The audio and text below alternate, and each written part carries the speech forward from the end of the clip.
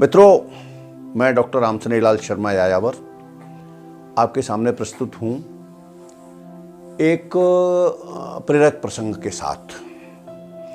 जिस समय आगरा में मुगल सम्राटों में से सबसे बुद्धिमान किंतु अनपढ़ होते हुए जो बहुत बुद्धिमान था, ऐसा सम्राट अकबर राज्य कर रहा था।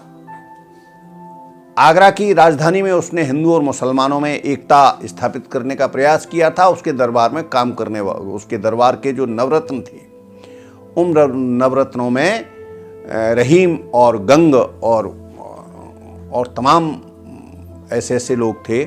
कैफी थे, अबुल फजल थे, सारे बीरबल थे।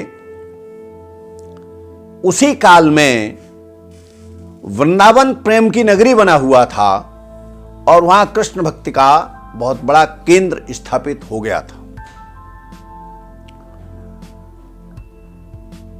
कृष्ण भक्ति के जो बल्लभ संप्रदाय था, उस संप्रदाय के दूसरी बार जो गद्दी पर बैठे महंत की पर, वे महाराज विठलनाथ जी थे। विठलनाथ जी ने अपने 4 शिष्यों और अपने पिताजी के 4 शिष्यों को लेकर के अष्टछाप की स्थापना की थी। उन अष्टछाप के कवियों में उनके पिताजी के शिष्यों में सूरदास जी थे। सूर प्रातिभ कवि थे और उन्होंने बहुत अच्छे पद, कहा जाता है कि 1.25 लाख पदों की रचना की थी। हालांकि 1.25 लाख तो नहीं मिले हैं, 7,500 के आसपास पद मिले हैं, पर सूर लिखते तो थे नहीं, जन्मांध थे, इसलिए उनके पद जो इधर उधर खो गए हों, ये संभव है। बहरहाल हुआ यह कि अकबर के दरबार में संगीत सम्राट तानसेन ने राग सोरठ में सूर का एक पद गाया और पद यह था कि यशोदा जो हैं, वो जब कृष्ण को बुलाने के लिए अक्रूर आते हैं और वे मथुरा जाते हैं, तो यशोदा, उसकी मनस्थिति उस समय क्या है, इसका वर्णन उस पद में किया गया था। पद था, यशोदा बार बार यों भाखे, यशोदा बार बार यों भाखे, होय कोई ऐसो हेतु हमारो चलत गोपालय राखे। होय कोई ऐसो हेतु हमारो चलत गोपालय रात को राखे, कहा काज मेरे छगन मगन को नृप मधुकुरी बुलायो।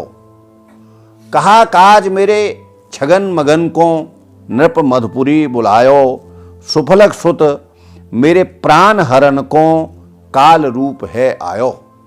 सुफलक सुत मेरे प्राण हरण को काल रूप है आयो, बरिया गोधन हरे कंस सब होए बाद में मेलो, और इतनो ही सुख कमल नयन मुरी अखियन आगे खेलो। बहरहाल ये पूरा का पूरा पद राग सोरठ में बड़े मधुर स्वर में तानसेन ने गाया। अकबर बुद्धिमान था, गुण ग्राहक था, कलाकारों का, कवियों का, विद्वानों का सम्मान करना जानता था। उसने अचानक तानसेन से यह प्रश्न किया कि तानसेन, ये जो आपने बार बार शब्द का प्रयोग किया है, यशोदा बार बार यों भाखे, हो कोई ऐसो हेतु हमारो चलत गोपालय राखे, इसमें बार बार का क्या अर्थ है? अब बार बार शब्द का प्रयोग किया है, तो इस बार बार शब्द का 2 बार प्रयोग आया है, इसका अर्थ क्या है? तानसेन ने कुछ देर विचार करके कहा, क्या लंपना, इस बार बार का अर्थ है पुनः पुनः, माने फिर, बार बार, फिर। तो अकबर संतुष्ट नहीं हुए। उन्होंने फैजी से पूछा,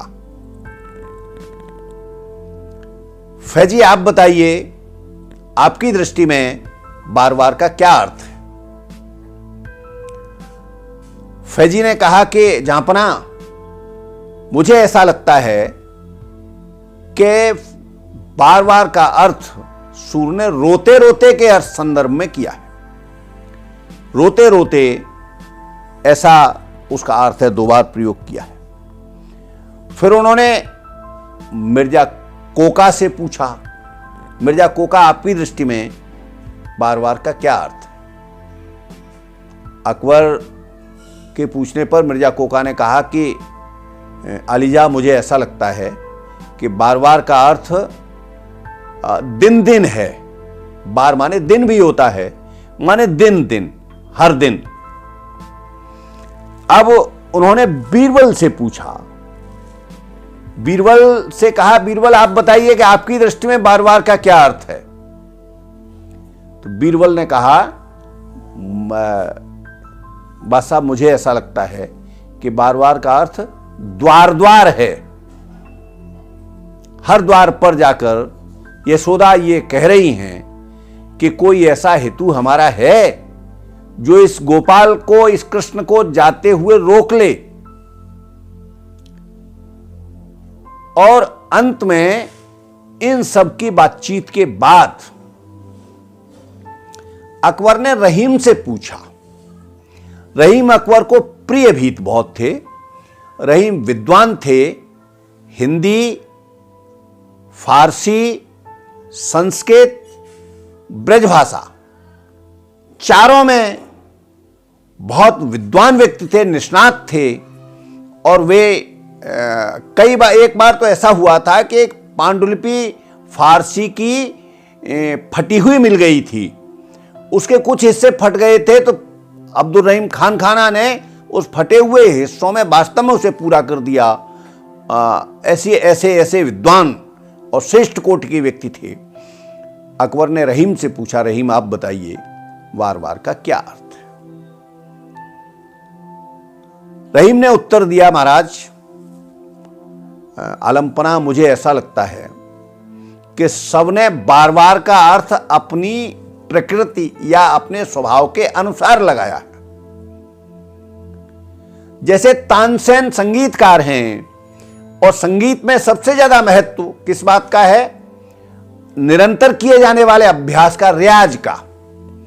तो फिर रियाज करते हैं, पुनः पुनः रियाज करते हैं, इसलिए इन्होंने बार बार का अर्थ पुनः पुनः किया है। फैजी शायर हैं। शायरों के यहां सबसे ज्यादा महत्व होता है रोने पीटने का, आंसुओं का बहुत महत्व है। गजलों में रोने गाने और उसका महत्व ज्यादा होता है, इसलिए इन्होंने इसका अर्थ रोते रोते किया। मिर्जा कोका नजूमी है, ज्योतिषियों के यहां तिथियों का महत्व ज्यादा है, इसलिए इन्होंने दिन दिन अर्थ किया। और बीरबल विद्वान, बीरबल ब्राह्मण है, विद्वान ब्राह्मण ज्यादातर भिक्षा पर जीवित रहते हैं, इसलिए उन्हें द्वार द्वार जाकर भिक्षा मांगनी पड़ती है, इसलिए उन्होंने उसका अर्थ द्वार द्वार किया। परंतु वास्तविकता यह है कि बार बार का अर्थ बालवाल है, यशोदा का बालवाल। यह कह रहा है कि कोई हेतु हमारा व्रज में ऐसा हो जो कृष्ण को जाने से रोक ले। ये जो सूर, इसमें 2 लोगों का महत्व है। नंबर 1 तानसेन का, जिन्होंने इसको सस्वर गाया, और नंबर 2 सूर का। सूर जिन्होंने अति सरल भाषा में लिखी गई शब्दावली, अति सरल भाषा में लिखे हुए पद में सामान्य शब्दों में भी कुछ विशेष प्रकार के अर्थ भरे, और ऐसे अर्थ भरे जिन्हें बाद में लोगों ने कई प्रकार से अर्थों में व्यंजित किया। कुल मिलाकर के सूर का यह पद अद्वितीय है, और यह उस समय के कवियों की और अकबर के दरबार की महत्ता को प्रदर्शित करता है। अगर इस तरह के संस्मरण आपको पसंद हो तो मेरा निवेदन है कि चैनल को सब्सक्राइब और लाइक करें और अपनी टिप्पणी दें। आभारी रहूँगा। धन्यवाद।